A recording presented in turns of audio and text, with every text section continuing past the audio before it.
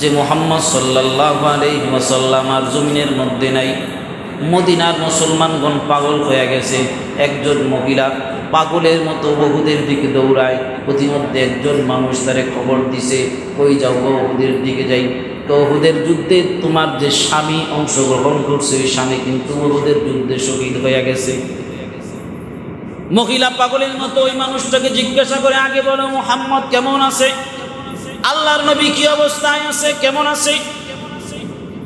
আবার সামনের দিকে দৌড়ায়। তার একজন ওই মহিলাকে খবর দিল, তুমি সামনে কোথায় যাও? বলে উহুদের ময়দানের দিকে যাই। বলো মুহাম্মদ কেমন আছে, আল্লাহর নবী কেমন আছে, আল্লাহর রাসূল কেমন আছে?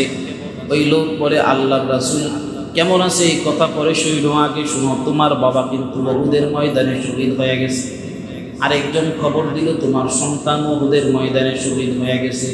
ওই মহিলার নিজের স্বামী, নিজের বাবা, নিজের সন্তানের প্রতি খেয়াল নেই।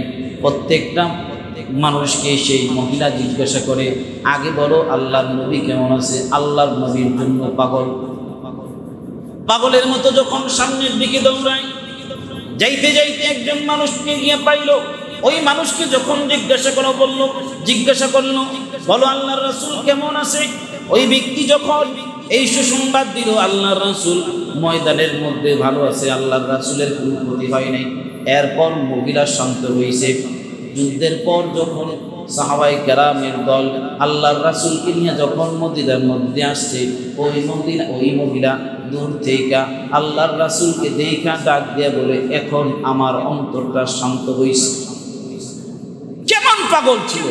বাপ মারা গেছে কোনো খোঁজ খবর নাই, স্বামী মারা গেছে আফসোস নাই, সন্তান মারা গেছে সন্তানের জন্য আফসোস নাই। আগে বলো আল্লাহর রাসূল কেমন আছে? তারা তাদের মুহাব্বত, তারা যে সত্যিকার অর্থে আশিক রাসূল ছিল, রাসূলের জন্য পাগল ছিল, এটা তারা তাদের কাজে কর্মে প্রকাশ করছে। আর হাজার হাজার সাহাবায়ে কেরামের ঘটনা রয়েছে যারা নাকি রাসূলের জন্য জীবন উৎসর্গ করার জন্য পাগল ছিল।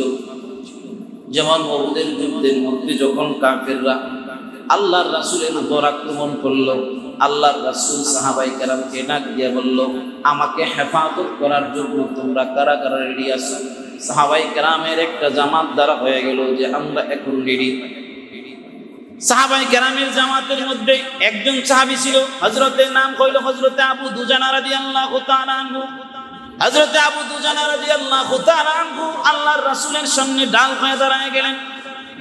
আল্লাহর রাসূলকে হেফাজত করার জন্য নিজে ডাল হয়ে দাঁড়ায় গেলেন। কেমন আশিক ছিল ভালো করে শুনেন। তারা শুধু মুখে মুখে এই কথা জপতো না যে আমরা আল্লাহর রাসূলের আশিক ছিলাম, কাজে কর্ম প্রমাণ করছে। আল্লাহর রাসূলের ঘোষণা শোনার পর যখন আল্লাহর রাসূলকে হেফাজত করার জন্য ডাল হয়ে দাঁড়ায় গেছে, ডাল বানাইছে নিজের শরীরকে, আল্লাহর রাসূলের সামনে যখন দাঁড়াইয়া চিন্তা করে রাসূলকে হেফাজত করতে গিয়া আমি যদি আমার রাসূলের দিকে পিঠ দেই এটা বেয়াদবি হয়ে যাবে। এই জন্য এই যুদ্ধের ময়দানেও রাসূলের মুহাব্বত প্রকাশ করতে গিয়া আল্লাহর রাসূলের দিকে হযরতে আবু দুজানার চেহারা কাফেরদের দিকে পিঠ দিয়া দিছে। আর কাফেরদের অহরহ তীর, এই মুহুর্মুহ তীর, যে তীর তারা বর্ষণ করছে ওই তীর আইসা সবগুলা হযরতে আবু দুজানা রাদিয়াল্লাহু তাআলা পিঠের মধ্যে গেছে। যুদ্ধ শেষ হওয়ার পরে যখন আল্লাহর রাসূল সাল্লাল্লাহু আলাইহি ওয়াসাল্লাম সাহাবায়ে কেরামকে ডাক দিয়ে বললেন, কইনি তোরা আমার আবু দুজানাকে আমার সামনে নিয়ে আস।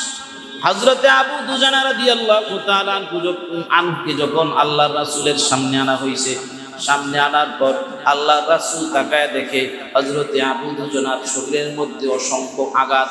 তাকায়া দেখে অসংখ্য আঘাত। সাহাবায়ে কেরাম হযরতে আবু দুজানা রাদিয়াল্লাহু তাআলা আনহুর শরীরের আঘাতের চিহ্ন গুণা দেখে ৭০টার বেশি আঘাতের চিহ্ন হযরতে আবু দুজানার শরীরের মধ্যে পাওয়া গেছে। এই পরিমাণ তারা মুহাব্বত করতেন, তাদের জীবনকে তারা উৎসর্গ করে দিয়েছে। অথচ আমরা আল্লাহর রাসূলকে মুহাব্বত করি, কিন্তু রাসূলের সুন্নাত জীবনের মধ্যে বাস্তবায়ন করতে রাজি না।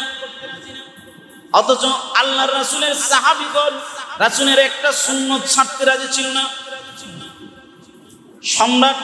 সম্রাটের দাওয়াতে হযরতে হুযায়ফা ইয়ামানি যখন গেলেন, পারস্য সম্রাটের খাবারের দস্তরখানের মধ্যে হযরতে হুযায়ফা ইয়ামানী রাদিয়াল্লাহু তাআলা আনহু খাবার খাইতে বসছে। হাত থেকে এক লোকমা খাবার মাটির মধ্যে পড়ে গেছে।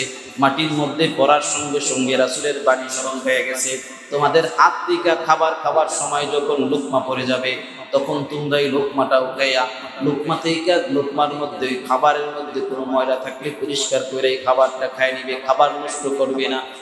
কারণ তোমরা জানো না খাবারের কোন লোকমার মধ্যে আল্লাহ তাআলা বরকত রেখা দিয়েছেন।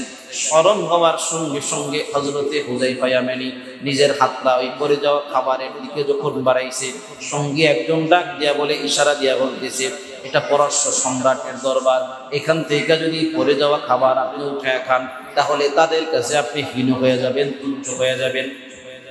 হযরতে হুযায়ফা ইয়ামানী রাদিয়াল্লাহু তাআলা আনহু এই পারস্য সম্রাটের দস্তরখানে বৈশা নিজের সঙ্গীর দিকে চোখ রাঙ্গায়া স্পষ্ট আওয়াজের মধ্যে বললেন, আতাত্রুকু সুন্নাত হাবিবি রাসূলুল্লাহ সাল্লাল্লাহু আলাইহি ওয়াসাল্লাম বিহাউলাইল হুমাকা। এই সমস্ত কিছু আহমকের কারণে আহমকদের সামনে নিজের মান ইজ্জতের জন্য, নিজের মান ইজ্জত প্রকাশ করার জন্য বা টিকায় রাখার জন্য আমি আমার প্রিয় হাবিবের সুন্নতকে ছেড়ে দিব, এটা কখনোই হইতে পারে না। আমি আপনি তো অহরহ সুন্নত ছেড়ে দেই, নিজের মনে করি আল্লাহর রাসূলের সুন্নাত নিজের জীবনে বাস্তবায়ন করলে আমার দাম থাকবে না। আর দাড়ি টুপি পায়জামা পাঞ্জাবি পরলে আমাকে মানুষ মৌলবাদ বলে গালি দিবে। আমি যদি দাড়ি রাখি তাহলে আমাকে মানুষ পছন্দ করবে না। আমার যখন যুবকরা দাড়ি রাখতে চায় না, যে আমি দাড়ি রাখলে আমাকে বয়স্ক লাগবে, আমার তখন সমাজের মধ্যে দাম কমে যাবে। এরকম এক একজন এক একটা বিষয় নিয়ে রাসূলের সুন্নতকে ছেড়ে দেয়। আর রাসূলের সুন্নতকে ছেড়ে মানুষকে আমরা যখন খুশি করতে চাই, আসলে প্রকৃতপক্ষে মানুষকে খুশি করি না, বরং শয়তানকে খুশি করি। আর আল্লাহ এবং আল্লাহর রাসূলের দুশমন হয়ে আল্লাহ এবং আল্লাহর রাসূলের মুহাব্বত থেকে দূরে সরি। এই জন্য আমাদের সবচেয়ে এই যে রবিউল আউয়াল মাসে বাংলাদেশের প্রতিটি মসজিদের মধ্যে খতিব সাহেবগণ আমাদেরকে রাসূলের সিরাতের বাণী শোনায় আমাদেরকে সবক দেয়। রাসূলের সিরাতের উপর নিজেদের রাসূলের সিরাত মোতাবেক নিজের জীবন পরিচালনা করা, এগুলো শুনে আমলে নিতে হবে। আজকের এই মাহফিল থেকে এই যে এতগুলো উলামায়ে কেরাম থেকে আমরা বয়ান শুনলাম, রাসূলের বিভিন্ন হাদিস শুনলাম, অবস্থা শুনলাম, এর থেকে একটা বাণী যদি আমি আমার জীবনের মধ্যে বাস্তবায়ন করতে পারি তাহলে আজকের সিরাত মাহফিল সফল, আর আমার এই কষ্ট করে আশাও সফল। আল্লাহ তাআলা আমাদের সকলকে কবুল আর মঞ্জুর করুন। সকলে বলি আমিন। ওয়া আলহামদুলিল্লাহ। Presents by Kuakata media centre. হক্কানি আলেমদের নিত্য নতুন ভিডিও পেতে আমাদের চ্যানেলটি সাবস্ক্রাইব করুন। কুয়াকাটা মিডিয়া সেন্টার, ইসলামিক বিনোদনের বিশ্বস্ত সঙ্গী।